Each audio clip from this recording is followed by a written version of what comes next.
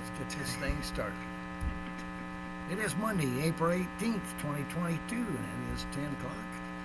We'll open up for the work session. First item is the introduction of new city employees. And who's going to handle it? Thank you. Samantha Vallejos here, HR Generalist, stepping in for Terry Wilcox. I will hand the mic off to Jim first here to introduce his new employees, and then Tim from there. Hello, good morning.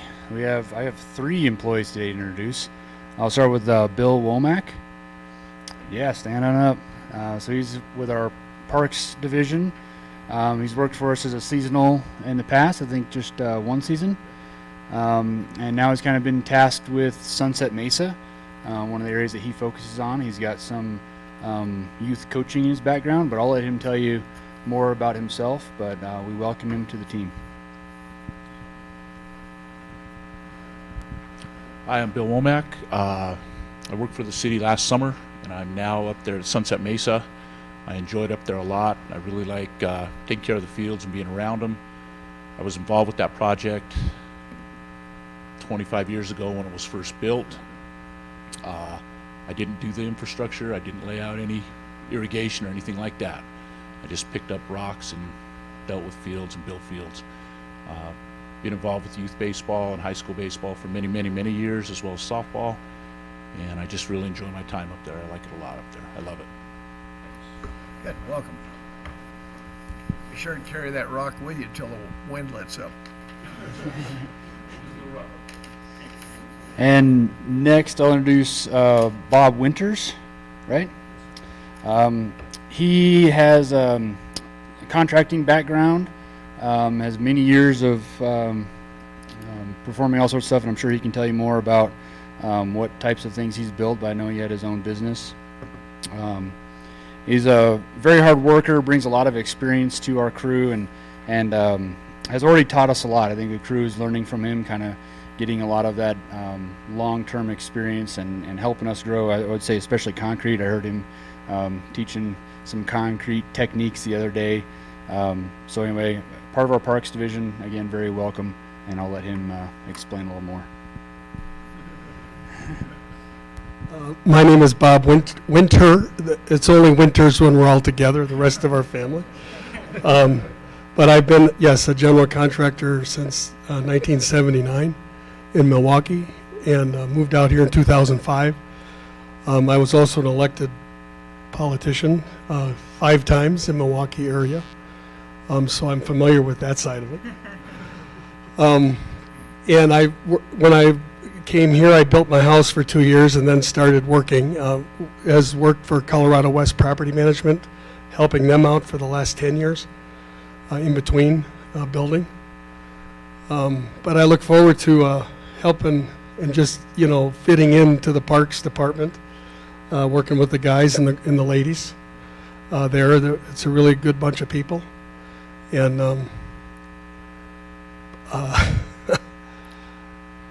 yeah, it's going to be a learning experience for me, as I haven't had to work with people in this manner for 47 years.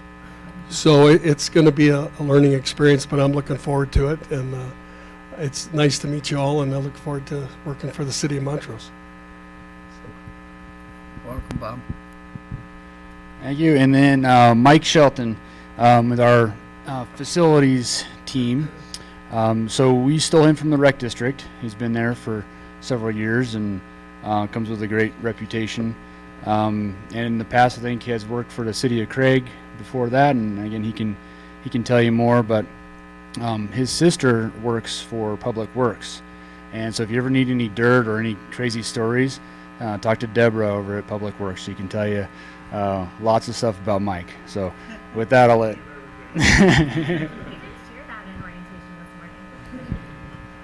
Okay, well, Jim pretty much covered some of that stuff. It's good to see you guys and meet you guys.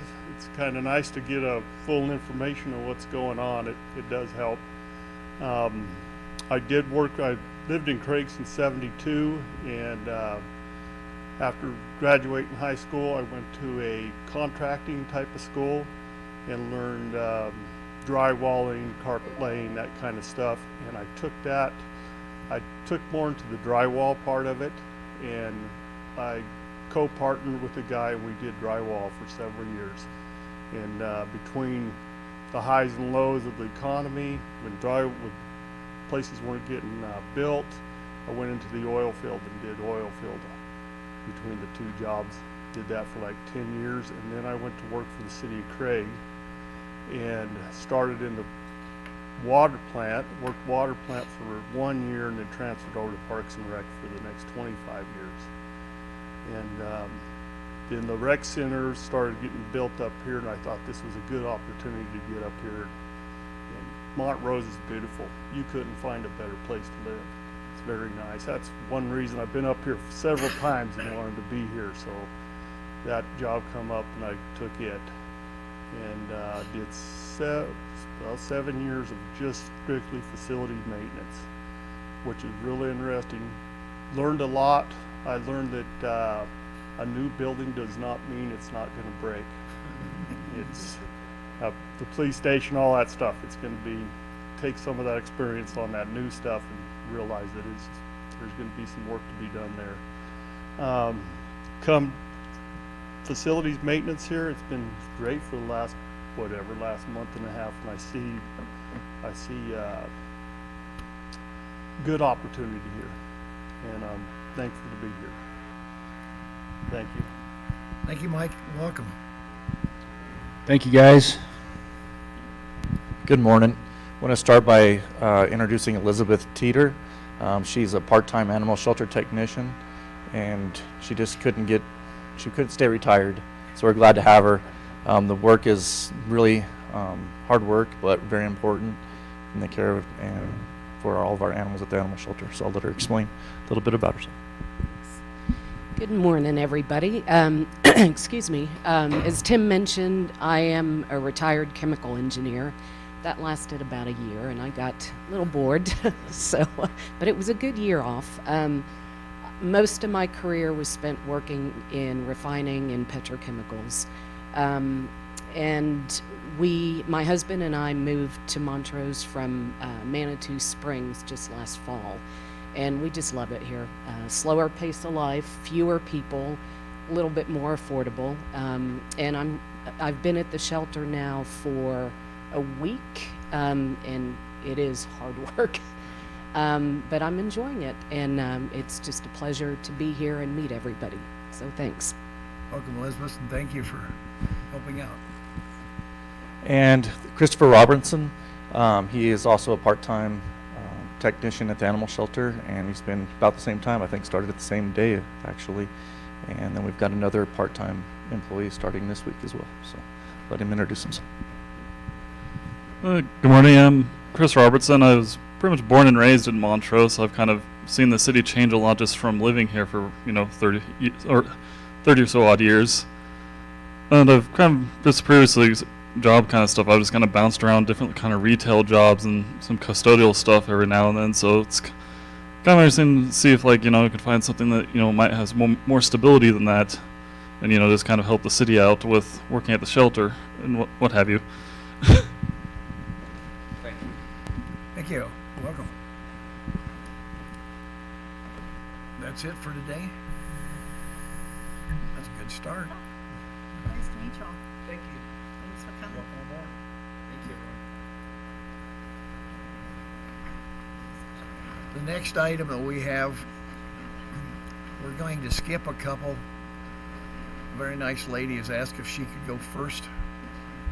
So, Miss Morgenthaler, if you would. Thank you.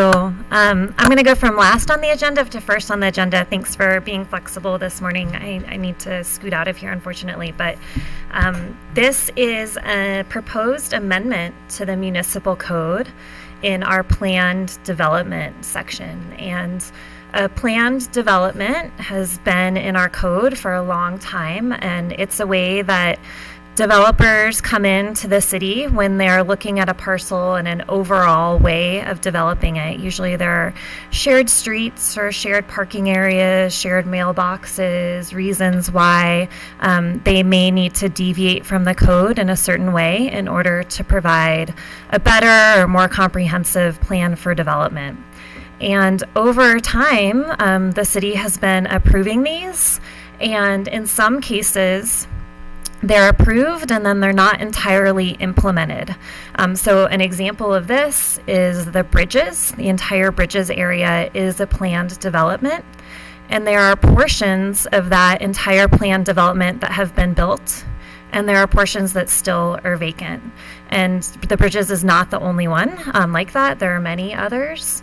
And what we're finding, especially right now, is that there are circumstances where the way the plan development was approved is no longer the way that the developer or the community or the city can really benefit from that development. And so where there may have been a plan, for example, maybe 24 units in a multifamily situation on a lot, we're finding that desires from our community developers have changed, and people aren't building the way that the plan says they should build. Instead, they want to build a different way. For example, maybe smaller single-family houses, and there's a huge market for that. And if we were flexible and allowed those plan developments to be amended, then we could see more development consistent with what our comprehensive plan wants right now in 2022. Our code has been consistent with the state statutes on this matter, which our attorneys and other attorneys and communities have interpreted to mean that any amendment to a plan development would require the consent of everyone in that plan development. You can imagine how infeasible that is. So in the bridges, what that has meant is that if they wanted to make a significant amendment to a parcel in that plan development, everyone in the PD, everyone in the bridges PD would have to consent to that amendment. It's just not functional. So we've been working with our outside legal counsel, Jerry Dahl, and the planner, Martin Landers, to understand what are other communities doing and how can we be more flexible to see development that we all want. And they led us to this solution, which is to amend our code and specify that amendments to a plan development may occur with only the consent of the landowners for the parcels that are actually being amended, as opposed to the entirety of the PD. And in order to keep everyone informed, we would public notice everybody in the PD in addition to everyone within 100 feet of that property, so that everyone in the PD knows that there's a proposed amendment and that they can come to a public hearing in cases where a public hearing is required. There are some cases when plan developments were done administratively. They never went to Planning Commission. And if those are amended, our code requires them to be amended in the same way they were approved. So in those circumstances, they would not have public notice because they don't go to the Planning Commission to be amended. But these large ones have really become a challenge for us and our community. We're not seeing them develop in the way that we want to, and we propose that this is a way to be more flexible and also be more current with the times and allow these changes. So there's an attached red line. The changes are targeted towards the goals that I just outlined. And we know that with our bigger code amendments that we're working on this year, we may see this entire PD section change a bit. But right now, with all of the development we're seeing, we feel that it's important to make this change regarding amendments to the plan development and then come back towards the end of the year with any updates to our entire PD process. So I'm, of course, very happy to answer questions. That was the broad overview of this amendment. Yes? And I totally support what's being proposed here. And you touched on the larger project of the amendments to the municipal code and the land use sections become more consistent with the comprehensive plan. And so I guess I'm digressing a little bit from the specific topic, but it does raise the issue of how are we approaching the overall larger amendments in terms of are we going to, I would suggest that I think it would be appropriate if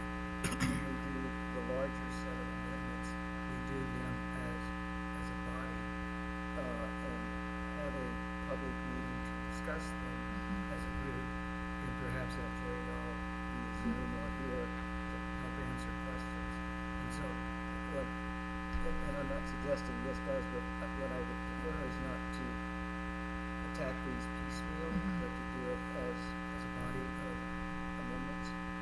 Is that consistent with what staff is? Yes, absolutely. Our plan, and we presented at 2 planning commission meetings ago. Martin Landers is the planner who's working on this project with Jerry Dahl, that was budgeted this year in the city budget.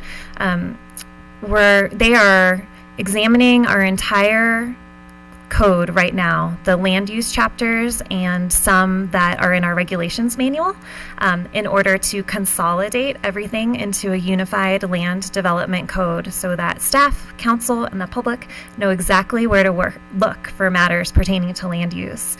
And then they will propose, like you said, Councilperson Reed, one big modification to our code to make that comprehensive and unified land use code. In the meantime, we're bringing these smaller items to you when we feel like they're timely and there's a benefit to amending them in advance.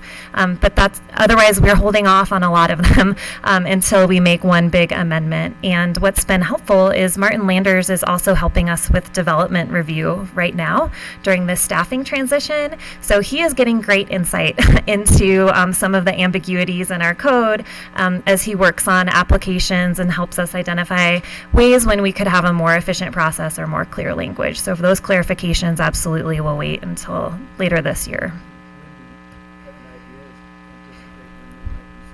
I don't have a month right now, but we're targeting the last quarter of the year. It's possible it'll be in advance of that. Some of you may hear from Martin Landers soon. I've been working with him on a list of stakeholders, and so we'd like to talk with a few council members, planning commissioners, and community members so they can give us insight into what they'd like to see in the code, what's worked well, what hasn't worked well, and that's the first step that we're undertaking right now, in addition to Martin seeing firsthand what works and what doesn't work so great. So they'll be going over the whole program from top to bottom. It would be, and it's small but meaningful things like, is our code clear about what portion of the building is the front in order to determine a front setback, to broader items like, is our PD process working? And should we instead allow more flexibility in uses by right so that we don't have so many individual PDs throughout our community, which in the end are extra steps for developers to take. So that entire range of definitions to process. So I have a question regarding this amendment, which would be, a lot of times we have variances that are approved based on what we've agreed to in the PD. Or there's certain green spaces that are required. There's a lot of requirements that go into a PD. So how does this impact those variances and requirements that are out there for that particular PD to have been approved initially? Because what I would hate to see is us approve a PD, have it out there based on certain requirements, and then backpedal off requirements or backpedal off other contingencies that were put in place in order to give them the variances that they were looking for. Yes, and so each one will be a little different, but a wholesale amendment to open space areas, for example, that are owned by a homeowners association, the owner of that open space parcel is actually the entire PD, and so that would require consent of the entire PD. But so those types of things would be still hard to amend. But to the extent that there's one parcel or a handful of parcels that are proposing to be amended, Planning Commission will have to consider that. So, for example, there may be a planning commissioner that feels like the way that that parcel was entitled originally is how it should stay, and that may be the Planning Commission's determination and council's determination. And so it'll be up to you all and Planning Commission on a case-by-case basis and us as staff to convey to you the benefits and maybe the detriments of a proposed amendment. But we feel that having those conversations and making those determinations is better than what's happening now, which is parcels are sitting vacant because the way that they were entitled is just not how people can afford to build or how people want to buy now. Just for the sake of the record, when you talk about an administrative PD being approved, what Sure. Currently, it is, is this right, Scott? 6 units or less is what's in our code. And so I will say that's something we're looking at examining through this process, because what 6 units is can vary. We're interpreting that right now. It's not 6 lots, it's 6 units. And so those have been approved as administrative PDs. Usually see that as maybe 2 or 3 lots that are being created, and then there's planned development associated with that, sometimes a shared driveway, shared parking, things like that. Also, the density is based on zoning, so that the zoning may influence how many units. Absolutely, and in our PD regulations right now, density is one thing you cannot change through a PD. So you can change some other dimensional requirements, but density is not one of them, for better or worse. That's how it is right now. One other question I have is on G2, proposed amendment on page 15 of the packet. And it specifies that applicant shall submit written consent of the property owners in a portion of the PD plan area.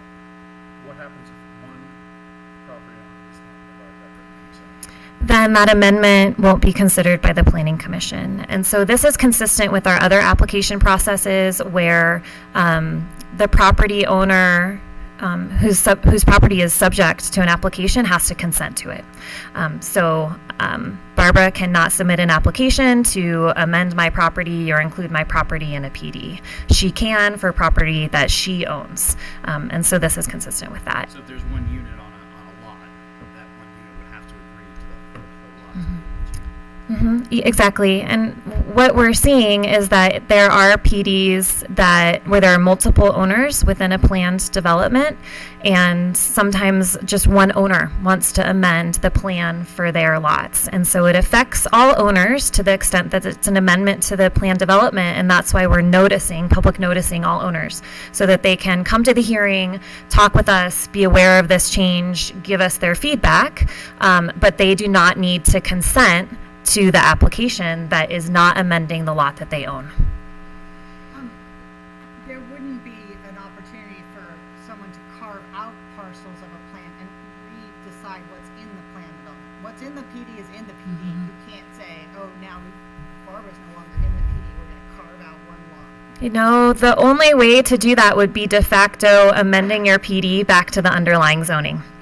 And that's possible. We're kind of seeing people are more inclined sometimes to do that than what they agreed to, but you're in the PD. It didn't go to the Planning Commission. Could they still bring that to the council? We've had times when the Planning Commission turns something down, and we have a Oh, yes.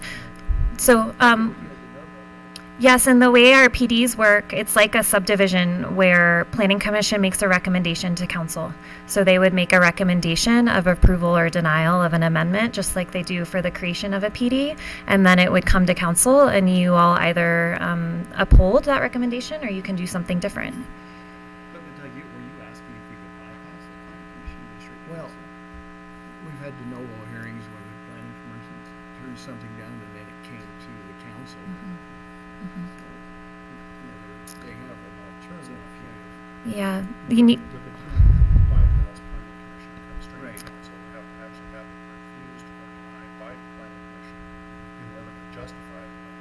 Correct, and you've seen that with conditional use permits and variances at times when the Planning Commission actually has the authority to approve or deny, and then the council essentially can call it up or have an appeal on the item. This is a different scenario, and I am working on a flow chart, which is a good idea from Councilperson Bynum, about what comes to Planning Commission and council and what only goes to Planning Commission. This is strictly a recommendation. It is strictly a recommendation. It's a recommendation for you.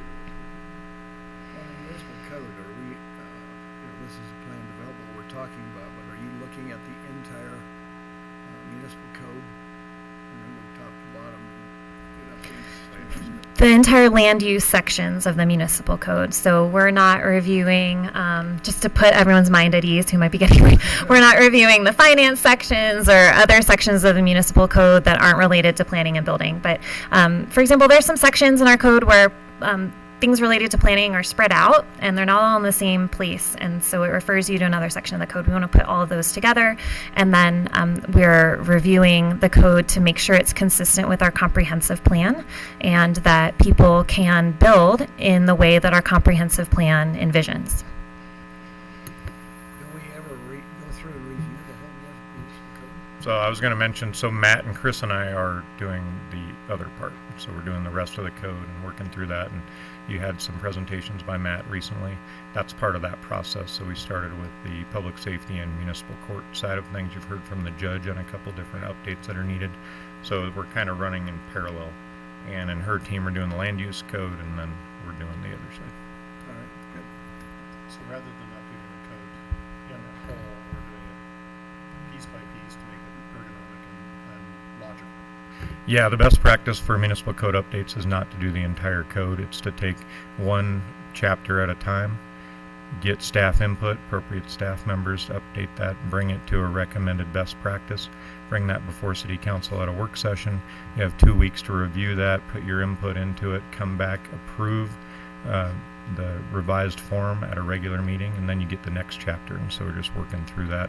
It's not working that efficiently yet, but it will once we get a full-time city attorney on board.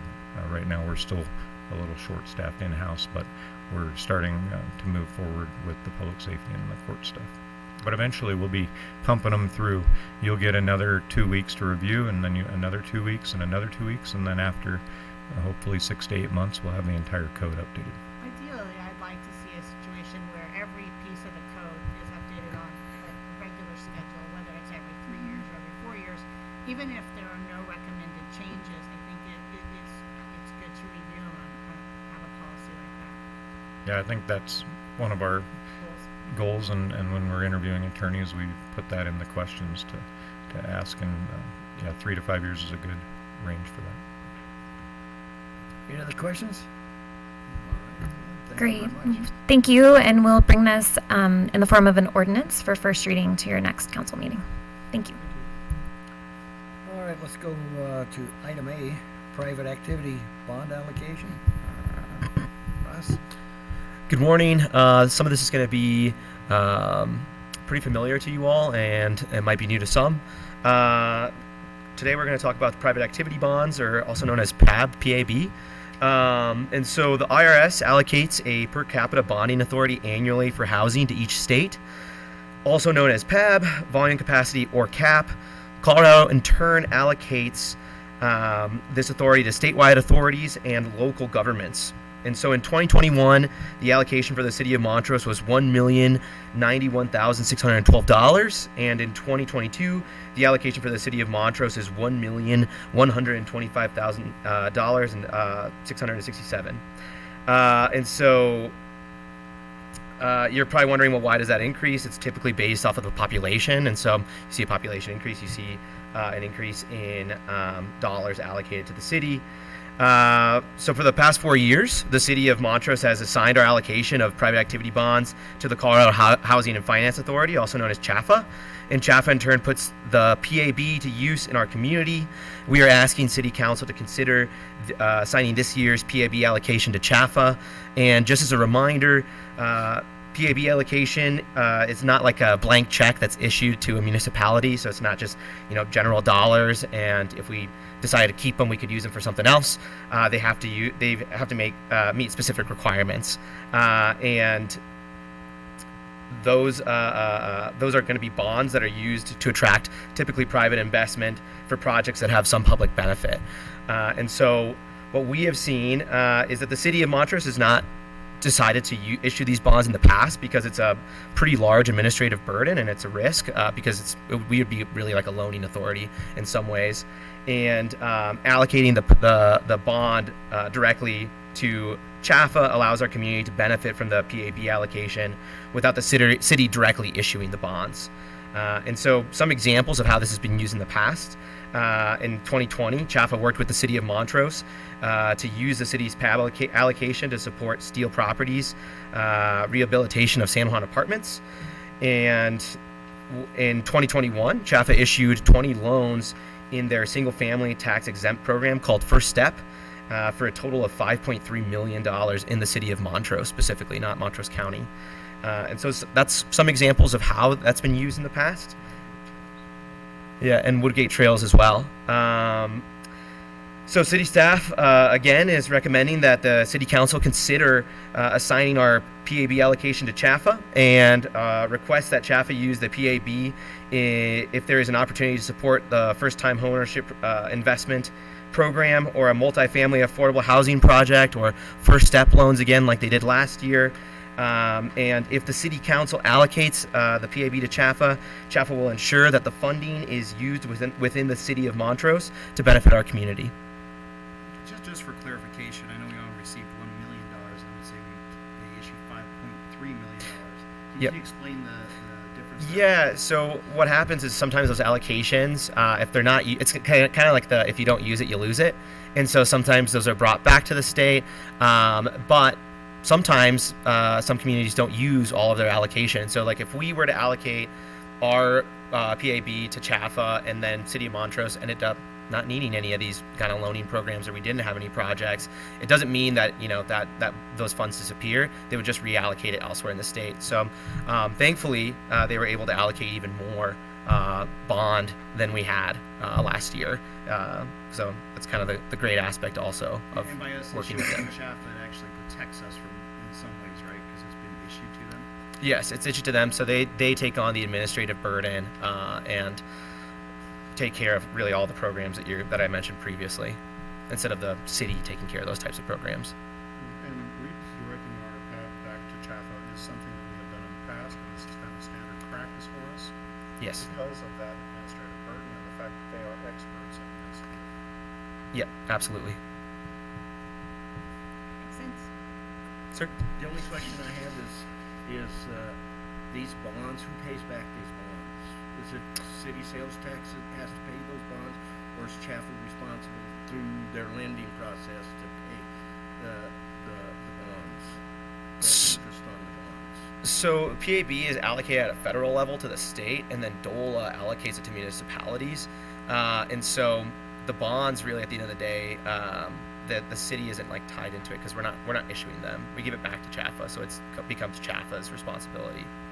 Okay, so that the city's not going to be on the hook for paying for the interest on the loans on the bonds, because usually when you buy bonds, that they pay out an interest rate, I believe. I'm not real familiar. It's been a long time, and so I just wanted to make sure that if CHAFA is responsible for these bonds, that if something happens, that it's not going to fall back on the city. No, absolutely not. It would not fall back on the city. Yeah, it's the feds that actually are responsible for it. Yep. Because they're the initial issuer. Exactly. The feds. Oh, okay. Any other questions? All right, thank you, Russ. Thank you. Water supply outlook. I think Scott's going to deal with The other end of the table. Morning. Good morning. So Lisa notified us that we had a lighter agenda, so I thought this was a good chance to have a water discussion. Something we love water, something we started to want to talk about kind of an annual basis. Last year we talked about the larger Colorado River system and how we fit into that, and how our allocations work and how we get our water. That is on our website. So Ed, as a new member, if you wanted to, I know you delved in the water world in the past. We did do a presentation with Tri-County and Mark Catlin last year. We got a video of that on the city's website. I can send a link out to everybody for that, just if you wanted to get up to speed on the past discussion. So I won't rehash all of that. I just wanted to mostly focus on what this year is shaping up to look like. It's about this time of year that people, you start getting press about water rationing and mandatory water restrictions, obviously wildfires, things of that sort that we start hearing about. So I wanted to make sure everybody's educated and understands what's going on both locally and regionally and how we fit into that this particular year. So with that introduction, let me cast here. We have a new system coming, so I can cast all of your guys' screens later, but for now we got to use the TV, and I apologize. But this is the real thing.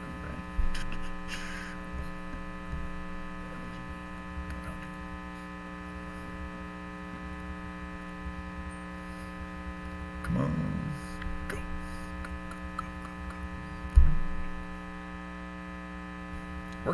Worked in trial run.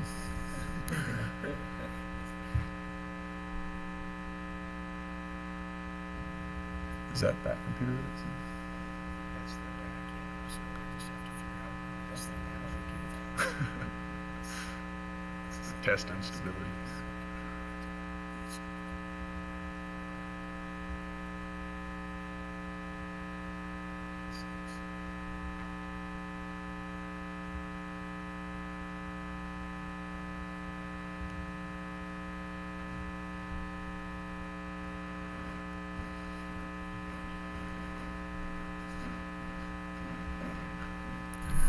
I can start narrating my way through. So if you actually pull up, it looks like Ed has the paper copies too. So if you pull up in the packet, there's 3 reservoir forecast drawings in there.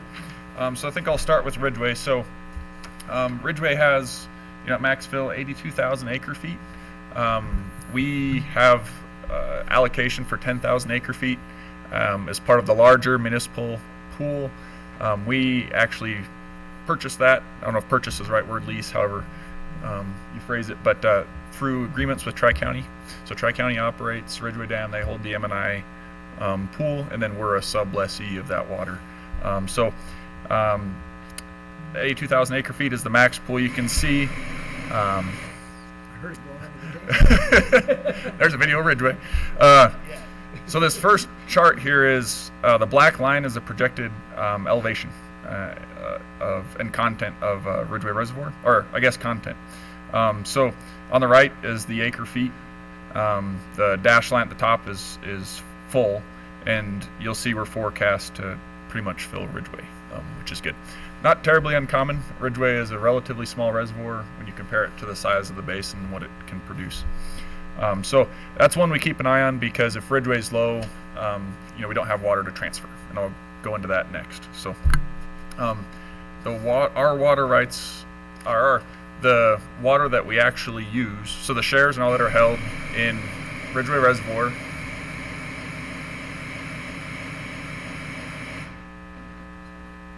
No pressure.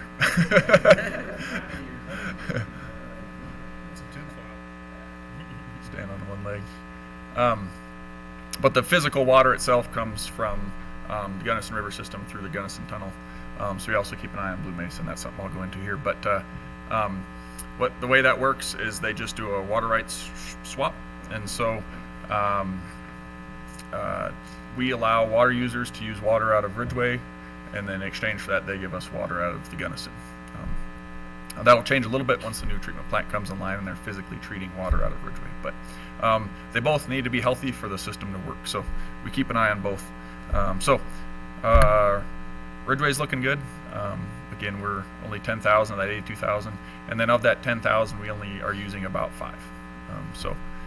Sitting good on that front. Moving on to Blue Mesa. So as we move through these pictures, the story gets a little more bleak. So the next one is the Blue Mesa forecast. This comes from the Bureau of Reclamation's 24-month outlooks. They do projections every month for the next 24 months. This was from March's because they're a little delayed in when they get them posted to their website. You'll see last year, anybody who drove past Blue Mesa knows that it didn't look great. I think it peaked at about 50% capacity. So those numbers on there, there's a solid line and a dashed line. The solid line was last year's record, and then the little numbers by it are the percent capacity. So they peaked around 50%. It dropped, as is typical after runoff, and then as irrigation demands ramp up, it'll just continue dropping until winter. This was made even worse by about 8 feet that they pushed down to Lake Powell trying to prop it up, which I'll go into Lake Powell next. And so it bottomed out pretty low, 20-something%. Here we go. I got it on my... Yeah, it bottomed out at 25%. You had a slow rise through the winter because releases were really low. But then, looking at this year's runoff, the snowpack is decent, but we still don't get above 50%. 47, I think, is what it's projected to peak out at. Because they continue to push water out to Powell? Yes, so there's downstream demands. There's decisions of record that govern how the reservoir is operated based on overall hydrology of that particular basin, and I guess other basins that play into it for endangered species. There's all kinds of federal stuff that plays into that. So I would just say, generically speaking, downstream pressures, both in-state and out-of-state, play into that. This doesn't reflect the most recent storm. This does not, nope. And that might, add a point or two. I don't think it'll be huge, but every little bit helps. Yep. Yeah, 'cause I thought our snowpack was pretty consistent this year. Yeah, it's decent. Yep. Yeah, it's near normal. But you have soil. So we focus mostly on runoff forecasts because you have the larger operational demands on the whole system that will drive what will actually pass through, and then soil moisture plays into their models too. If you have really dry soil moisture, even with a good snowpack, it can make lower runoff. So is it to be expected then that this would be the norm going forward, is 50% capacity? Is that kind of what we're predicting until? Let me talk about Powell next, because that's the larger, what's going on with the larger basin, because there are some very big basin challenges. Yes. We need to schedule conferences where Bill and I travel over and not pass Guaranteed snow. Sure. Yeah, every weekend. Yeah, be great. Trip out to So far, there's some drought operations plans that are coming out in the next month or so from the feds that may change things, but it looks like the big push to prop up Powell this year, because Blue Mesa is in such poor condition, will likely come out of Flaming Gorge. It'll be significant. Flaming Gorge is the largest bucket on the system. There's Navajo Reservoir on the San Juan, the Aspinall unit, which Blue Mesa is part of, and then Flaming Gorge. Navajo's, it's mostly spoken for. Aspinall, this is what it's in, and then Flaming Gorge is the last bucket left. So you'll see probably some pretty significant drawdown of Flaming Gorge, but that's yet to come out. So more to come on that. But so we'll hit 50%, which is still decent. I mean, it's a big bucket, 1 million acre feet compared to, or 800-something thousand acre feet compared to like Ridgeway's 80,000. So orders of magnitude larger.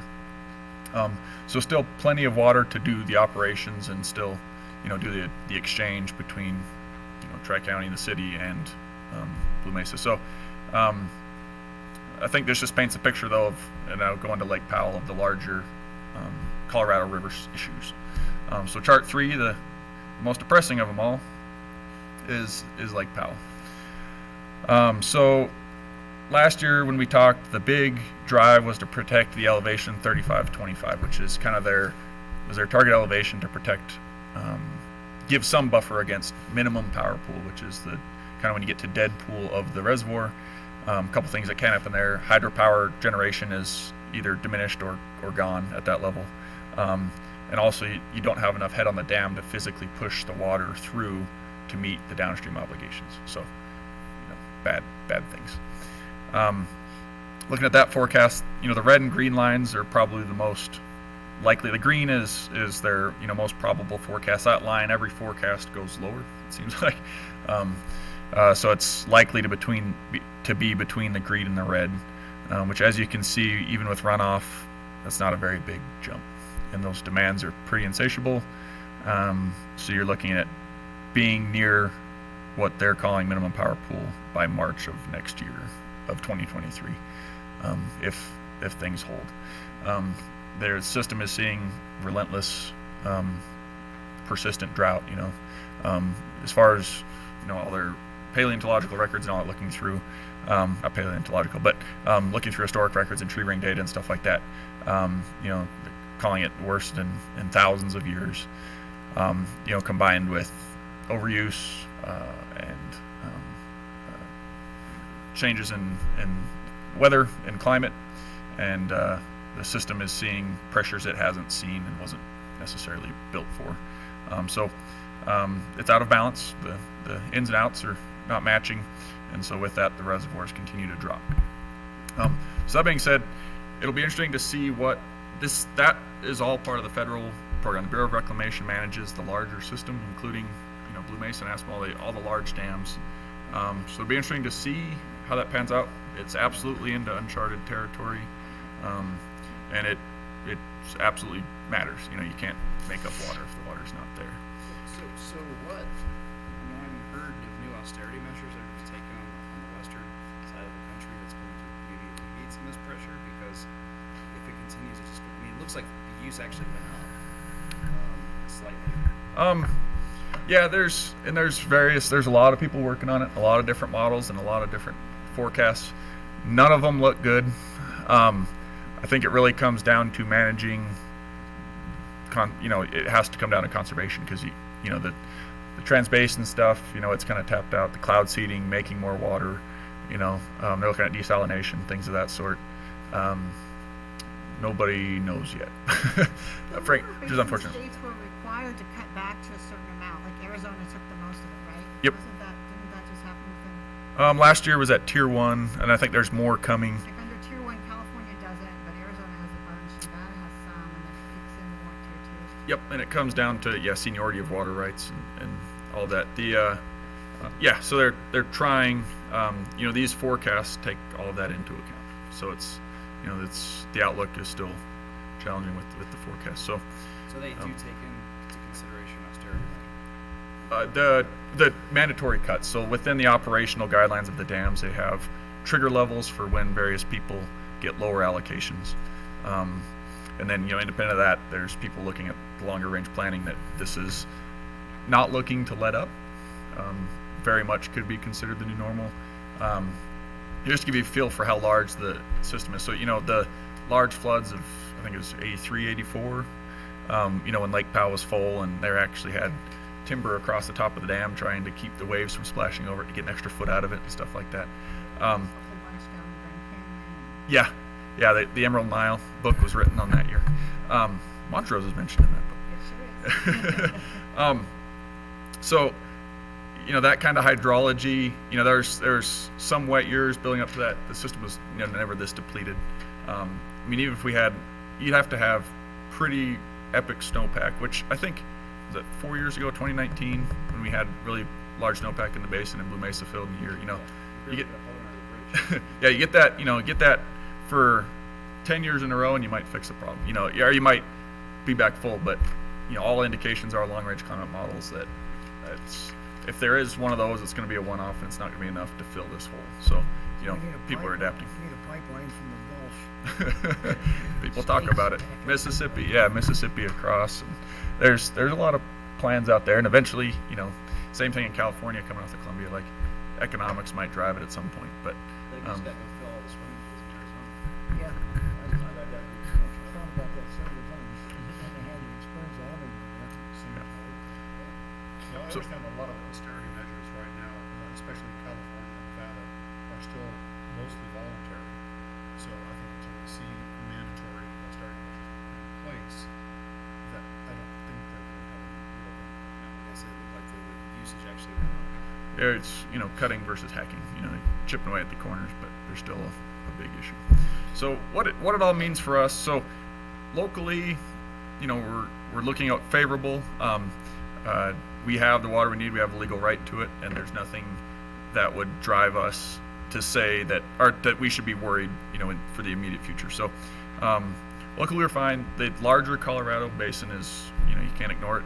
It's there, and that's where conservation is important and people doing the right thing. So, for our purposes, we get asked this every year of why don't you do mandatory water restrictions? I don't feel like we have the legal grounds to, like we could, but we don't have the, where our water supply is what it is, and it's good to mandate and put that burden on our citizens. Generally, we haven't done that because it hasn't felt warranted. That being said, we're all part of the larger Colorado system, and doing the right thing is important. So, as a city, we're working on our water resource master planning, and then part of that is identifying water reduction measures we can do on irrigation and parks and turf and things of that sort, conversion over to irrigation from municipal water sources, things of that sort, to try and make sure we're planning to try and keep our consumption down and hopefully reduce over time. Obviously, the biggest, for municipal water use, the biggest is outside watering, and so having, xeriscaping or a reasonably sized yard. There's, I think the old culture was just go wall-to-wall grass. And you can still get the same effect with a patch of grass and then, mulch and drip irrigation around it and things of that sort. So trying to educate and do some outreach to our building community to just, keep it nice, but not waste, because there's still a quality of life that comes with that. You got to find a balance point of the culture and feel we want of our city. Are there any legal difficulties with utilizing untreated water for our park systems? Yeah, as far as like worried about dogs drinking the water and stuff like that. Is that kind of or kids? Yeah, I mean we hear that. So several of our parks are irrigated off of either share water from Uncomparative Valley Waters or direct flow water off of some of the ditches. I guess I don't know of any issues. Not really, no. As far as people drinking untreated water. People assume in a valley like this that it's Right. not necessarily drinkable just 'cause Yeah, I guess I haven't encountered that issue as far as people drinking the irrigation water. Do we label the parks where we're doing that as unpotable water? Or? No, they're not labeled because it's all only, in sprinkler systems or in ditches. So I think relatively, notice that it's not treated water. Drinking fountains, things like that, of course, are treated water, but ponds, streams are not. I think if there was like a hose spigot that was not potable, we could label Yeah, that. certainly. Just Yep. saying there isn't one where someone might try and fill up a water. Yeah, exactly. Yeah, nothing appears to be a water spigot that would be non-potable. We don't have those.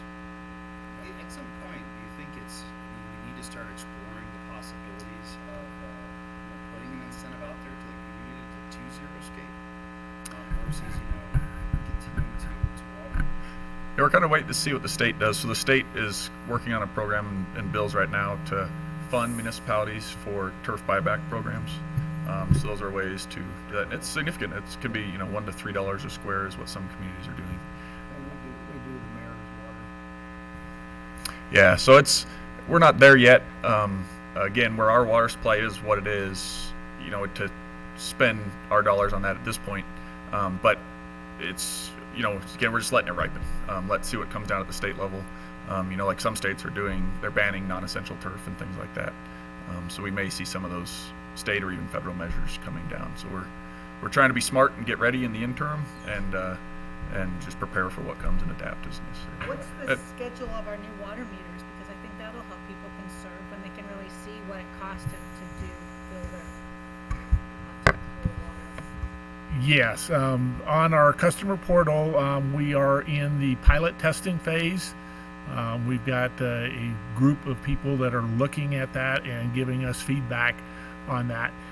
Probably in the next month or so, we'll be able to roll that out to the citizens that would provide them hourly usage on their usage and stuff. So it's we're getting close. Because I think that'll really help when you can see what it costs you to, run a bunch of laundry. I mean, some of it you can't help. But Yeah. it'll just be interesting to actually be able to see your usage the way you can your electricity. Yeah, and I've had just in the time that I've been utilizing the system, have called a number of customers up that I could tell they had toilets leaking just off of the data, and we're able to, get those things resolved much quicker by knowing it's going on. And with them having notices and being able to get it, we'd probably even be able to get quicker than for it to alert on my screen on one of the top 20 or 30 customers that have issues going on. So I think it's going to be a very valuable tool that the customers can use to help manage their usage to within their budget, and from a conservation standpoint to really realize what water usage, how much they're doing, rather than when they get their bill 30 days later and stuff. Another thing that I've heard works for, like trying to get people to reduce or use less, is to include on their bill the average rate, where you use more water than the average household, or you use less water. That can be a hugely motivating factor in people's willingness to conserve. Yeah, I think the challenge with that is you've got a lot of different demographics. You've got, you know, a single person living in a house, and you have families of 6 or 8 or maybe more living in a house and I stuff. think they So, accommodate for that piece if you just provide them with I've heard Yeah. that there is a way to get people to Yeah. control. Do can people voluntarily sign up for this changeover to the Well, system? as soon as we get this out, it will be available to everybody, and they will just be able to go onto the city's website, sign up for the program, and we'll do a public education campaign that will push out to get that information out to everybody as soon as we've worked out all of these little flaws. Right now, we're downloading the data every 4 hours. And so there's this lag, like the last data I've got is from 5 o'clock this morning. And we're trying to get that improved to where we get hourly updates on that data, to where people can see their information more real time. So when they fix a leak, they're not waiting 6, 7, 8 hours in order to go, well, did it work? And stuff. So we're trying to get it to where we get better feedback quicker to the customers and stuff, and working with the vendors on all of the programming that's needed in order to change that. Or we have more than one water district being involved within the city. Are we doing anything to work with the other water districts to, Unfortunately, most of the other districts, because of their geographical service areas and stuff, don't have an AMI system, automatic meter infrastructure, that gives them hourly data. They're typically just getting once a month meter reads, and so they don't have access to this. And I know Ed's got a question down here. Yeah, well, I know that at one time, California was on a restriction of water use. They made you replace all your showers head. As a matter of fact, the city was passing out low flow shower heads. And then they also allowed you to disconnect your washing machine and your kitchen sink and put them together and put a small tank in the ground that allowed you to store that water and use it for your gardens and that sort of stuff. But it kind of required that when you're using your washing machine and all that, everything had to be biodegradable. And it actually, from my remembrance, it worked pretty efficient. I know people were using that water for watering their plants around the house rather than their grass, because you were only allowed to water your grass once a week for so many minutes. And they actually had a code enforcement person driving around, and if you're watering your grass on that day and you weren't supposed to, it was a nice hefty little fine. So, but the water, using that dirty water, Gray water, yep. yeah, for your landscaping or gardens, do we have anything that prohibits that? Yeah. Yeah, so a couple things play into that. So yeah, it's called gray water and reuse of gray water. A couple of communities have, and it's mostly in the larger major urban centers that those are implemented. They have ordinances for the use for allowing of gray water, and there are water law and preservation of water rights and stuff, things that come into it that have to be returned to the cycle and stuff. But for the most part, it is doable under some certain situations. We've looked at implementing that here in town. And as a community, I don't think we're just there yet. Grand Junction is dabbling into it and might be bringing out a gray water ordinance. Their council has seen it a couple times. They haven't implemented yet. When we talk to home builders here, there's a couple things that gray water reuse comes into play. Is they have to plumb it separately. You have all those the soap implications, but there's also public health implications as far as making sure that it's being utilized in a way that's safe, and there's an inspection element that requires, in order to protect public health, almost a department dedicated to inspection of those systems and keeping them up and running. Because once people start hooking them up to their sprinklers and spraying it over their lawn and stuff, if there's interconnects or issues like that, those have to be caught. That and then the cost of the infrastructure. So the water saved at the current, what we all pay collectively for water, is far more. Ours is the cost of the system far exceeds the generally the water saved at this stage. We just don't have the critical mass for it yet. So it's definitely something that's could be looked at and probably would likely ripen in the future.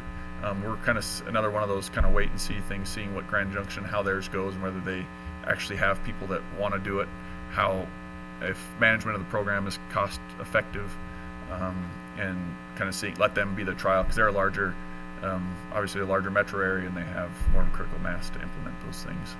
I'm not aware of any communities our size that have implemented that Dave, would that, in this region. does that affect your wastewater treatment plant if you had a mass of people doing that? Yeah, I think that's the other concern on that is it does change. It has a potential, if you have a large number of people doing it, that it changes the influence down at the wastewater treatment plant, how the wastewater treatment plant operates. And again, everything that goes down the drain and goes through the wastewater treatment plant is discharged back into the river. So it becomes available for those downstream to use. So from a water conservation standpoint, you really may not be reducing your water use anymore, or the flows in the river, you may not be increasing those, simply because the water wouldn't be being released at the wastewater treatment plant. Yeah, if it's cheaper to water, you're gonna have actually more water loss than would be returned to the river. So and those yeah, are I the mean things we're that's watching on those kind of things. the whole thing is it's a lot more complicated than a lot of people initially think about, because again, the whole wastewater cycle of what water we use from a municipal use, from in household and stuff, that all is being released back to the river pretty much. Irrigation water on our lawns is what water is utilized by the plants and stuff, and doesn't get released back to the river. Are we seeing water usage declining right now? I think it really depends on how you look at it. I mean, last year, And what we buy from the project. right? Last year we seen a reduction from what we bought in 2020. A lot of that's a function of rains that we get in August and stuff, on how much rain and stuff we get there, how much that it tempers people's water usage. Last year we had a little bit more precipitation than we did in 2020, which actually set some record water uses and stuff. So people are all looking at their brown log. And so there's a lot of factors that come into that. Generally, we're on a slight incline of our water use, but so is our population. When you look at it per capita, it's pretty flat as far as our water usage.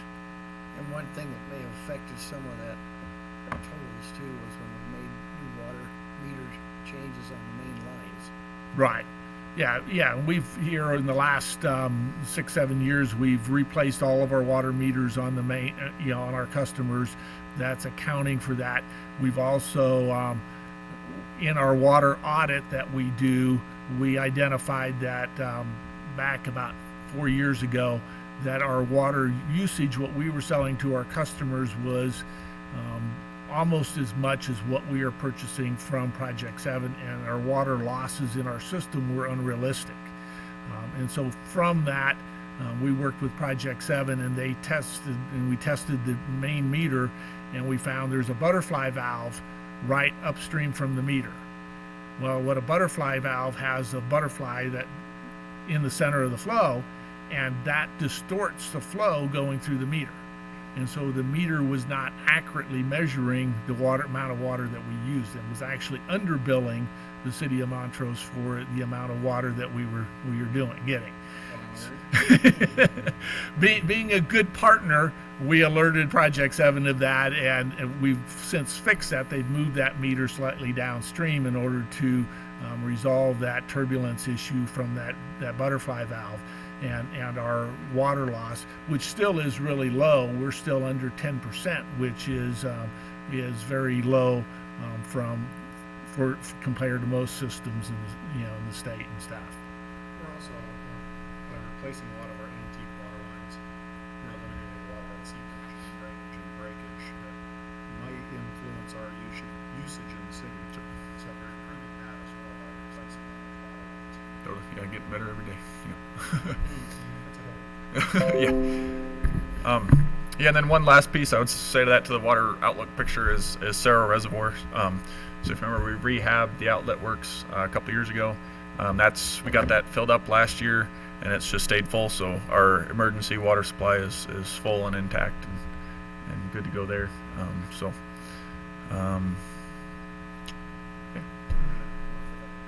Yeah, totally. Yep. Yes, and especially in hindsight with how things are playing out on the larger basin. That's going to be very important infrastructure for us. Yep. Any other questions on water?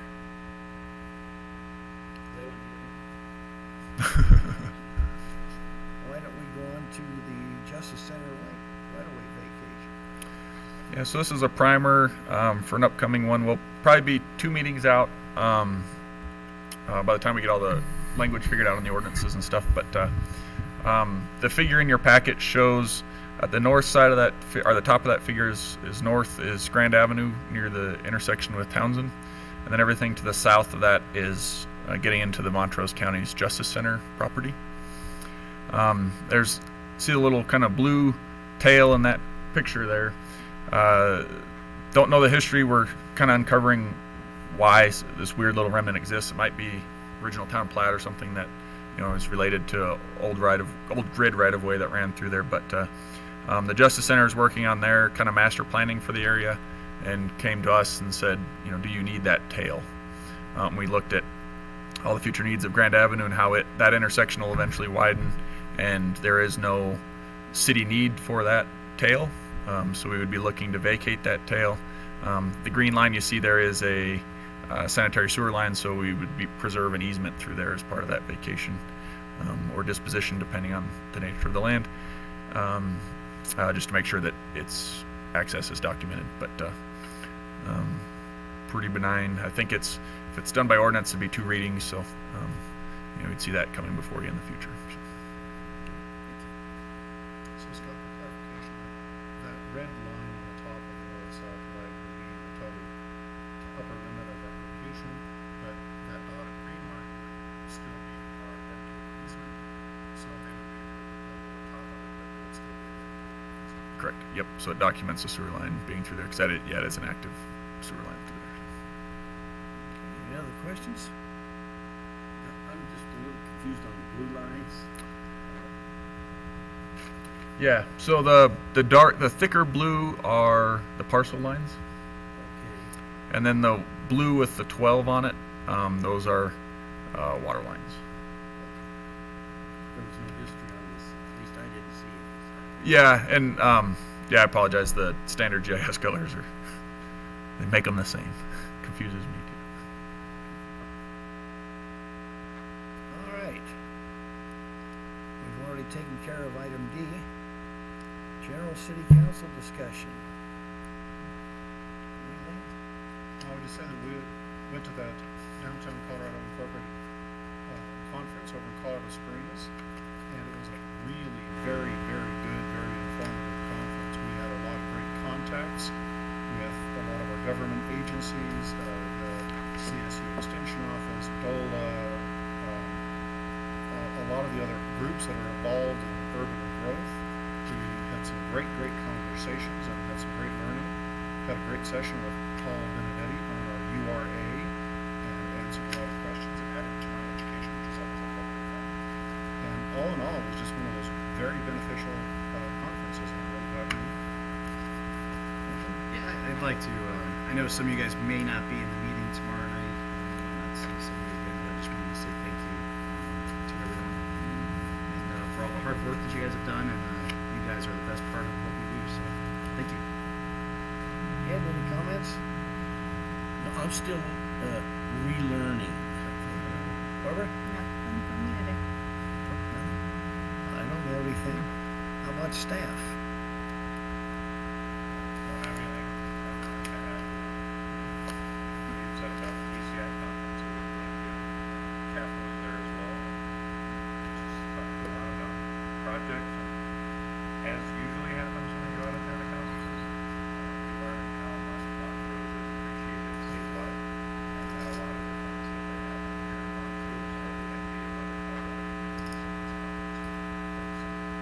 And I think one of the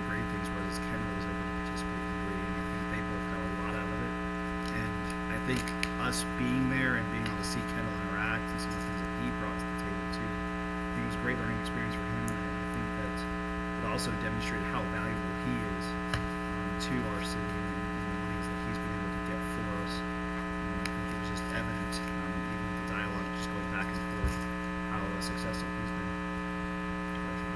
I might just add on to that if I could. It was really fascinating to me that the number of communities all across the state of Colorado, that the question became, how is Montrose doing that? And we were quite literally the model of how things should run, and that our staff and council are the envy of the state. We just picked that up in Hounds logo. And we even won awards for blocks we didn't know we had. Yeah, some awards were issued. We're going to do a local celebration of those and get a press release out there. Chris, anything? You've done quite a bit. You got anything else? I'll just quick update on Townsend. So patching is scheduled to start the 25th tentatively. So these are all the trench cuts for that water line work. The last bore is in place. The last major bore, we got some services still, but hopefully over the hump. Thank you, Scott, for that. I know that you get a lot of flack for the streets looking like crap or potholes everywhere, but I know that it's a work in progress, and the amount of effort that you guys put towards that is great, so thank you. Thank you. And to correct some information out there. So there's people are looking at some of those temporary patches. So a lot of the black that's down on Townsend, that was something they just put down until, because they still got to come back and either do one final tie-in or do abandonment. So the full depth patches are what's coming. So they'll actually, some of that stuff was sacrificial just in the name of that stuff not coming out every storm, and that'll all get milled out and you'll get a fresh paving surface. So don't use what's out there now as a judge of our craftsmanship. There's better coming. So. When is CDOT scheduled to come in and do their work? So they will start Sunday night, the 15th of May. Yeah. We're going to start back up. It's tentatively scheduled tentatively because it's 2022 and everything seems to change by the hour. But the first week of May. Do we need to deliver modems? We're still leaving that up to CenturyLink, to do the modem delivery. How long will it take to finalize it? We'll be done, should be done by mid-June, but the boxes are still the wild card. And so, we're far enough and they're close enough that we need to get Woodgate closed at Townsend in order to get that curb in place so CDOT can pave up to it with their overlay project. We don't want to tear up their new stuff. So that's kind of driving us to start. And now that with that road closed, we will then finish up the utility work on the south side of the box, which we were holding off on that because we have to tear out the old road to do that. So when you close Woodgate for that, there'll be no access at all? Correct. So that'll be, old Woodgate will be removed with this closure. And then if the boxes aren't out of the way, we'll pave 2 feet from them on each side, and then probably have a temporary gravel road around it until they're done, and then. So there still will be access across the new road. So we'll have it closed for construction. So it'll be a detour while all that's getting put in. So we have to build all new curb gutter, sidewalk, paving, and a storm line on the south side of all those boxes. All the stuff we left alone last year that we didn't, because we knew that once we go in there, we have to tear out the old road, and we didn't want to live with that detour over the winter, or a temporary road over the winter for that matter. So, so what this will do is we'll have a closure starting early May, tear out all the old road, finish the storm line, finish the new road. But if those boxes are still there, they're literally in the middle of the road, we would then have a temporary gravel immediately around those in order to get rid of that detour, because what happens when that road's closed, you get more shortcutting through the neighborhoods. Keep that as short as possible. For clarification, that still is plenty of access to all those neighborhoods. The road over by City Market, over by Denny's. Yep. So there are a lot of little tie-in roads back over to Woodgate. We're not eliminating access to those neighborhoods. Correct.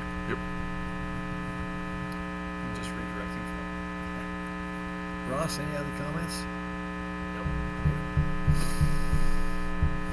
Please. Awful quiet in the background.